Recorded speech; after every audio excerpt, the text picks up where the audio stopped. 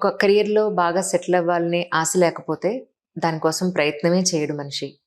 నేను ఈ స్థాయిలో ఉండాలి, ఇంత డబ్బు సంపాదించాలి, ఒక సొంత ఇల్లు కావాలి, నాకింత కంఫర్టబుల్ లైఫ్ కావాలి అని ఆశ ఉండకపోతే, మనిషి అవి సాధించడానికి ఎటూ వెళ్ళడు. స్తబ్దతగా ఒకచోట ఉండిపోతాడు. లేదు, ఇవాళ ఉంటాం, రేపు పోతాం, ఈ సుఖాలని ఎందుకంటే అందరూ సన్యాసులవ్వాల్సిందే అల్టిమేట్‌లీ. అప్పుడు గ్రోత్ ఎక్కడుంటుంది?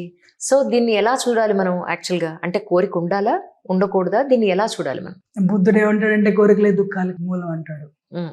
సో అందుకని మానవ జీవితం తాలూకా లక్ష్యం ఏంటంటే మన హృదయాల్లో కల్మషాలు పోగొట్టుకుని ఎప్పుడైతే మన హృదయాల్లో ఇంప్యూరిటీస్ తీసేసామో, కల్మషాలు తీసేసామో, మన హృదయంలో ఆత్మ తాలూకా స్వభావం ఏంటంటే ఆనందం. ఆత్మ అంటే సచ్చిదానంద స్వరూపం. ఎప్పుడైతే ఈ కల్మషాలు తీసేసారో, ఎప్పుడైతే ఈ అనవసరమైన కోరికలను తీసేస్తారో, అప్పుడు మీ హృదయంలో కల్మషాలు తీస్తే మీ హృదయంలో ఆనందం జాగృతం అవుతుంది. ఆనందం జాగృతం అయితే మీరు ఆనందంగా ఉంటారు. ఆ ఆనందం ద్వారా వచ్చే ప్రేమను అందరికీ పంచుతారు.